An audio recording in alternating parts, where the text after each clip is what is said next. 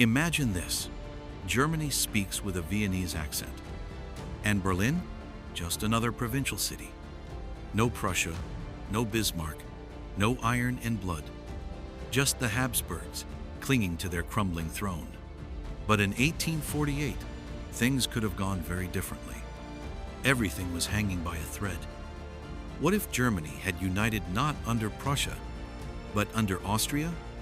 Different power, different culture, and maybe a completely different world.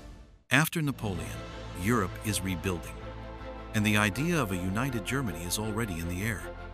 But there are two Germanys, the northern, Prussian one, and the southern, under Austria's sway. Prussia is ambitious, cold, militaristic. Austria is old, multi-ethnic, and complicated. In 1848, the fire begins. Revolutions sweep across Europe. In Germany, the Frankfurt Assembly gathers. They want to unify the country peacefully, and they offer the crown not to Bismarck, but to the Austrian Kaiser. But Franz Joseph refuses. He fears losing control over his Slavic subjects. That was the moment. His decision changed everything. Let's say Franz Joseph accepts the crown. Vienna becomes the capital of the German Empire. Austria becomes the center of a new power. Multi-ethnic, but united. Prussia loses its grip. Without Bismarck, it has no leverage. The new German Empire is more diplomatic. More Vienna, less saber. By the 1870s, France doesn't clash with Prussia. There's no Franco-Prussian War. Paris is not humiliated. The Commune never rises. Without France's humiliation, revanchism never takes root. And that means World War I hangs in the balance. The Austro-German Empire includes Czechs, Hungarians, Italians. Is it a federation or a powder keg? Russia watches with unease. The Slavs inside the empire want more autonomy. Poland is under control, but the pressure builds. And yet there's less war and faster industrial growth. Germany without Bismarck is less aggressive. But is it truly less dangerous? This united empire is nothing like Prussia. No iron command, just endless balances and fragile compromises. The Reichsrat in Vienna speaks in 4 languages. Sometimes debates drag on for weeks. A law only passes when Hungarians, Czechs, and Germans all agree at the same time. But there's an upside. Censorship is lighter, the press freer, and the intelligentsia thrives. Freud, Klimt, Mahler, they don't just make art.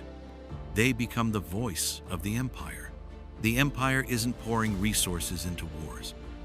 Instead, it's investing in railroads and science. Vienna connects to Prague, Lviv, Zagreb. Commerce grows, and so do ideas. Thousands of Slavs, Jews, and Italians move to the capital. Vienna becomes a megacity before New York does. Women gain access to universities for the first time, especially in Bohemia and Galicia. But beneath all this progress, pressure is building.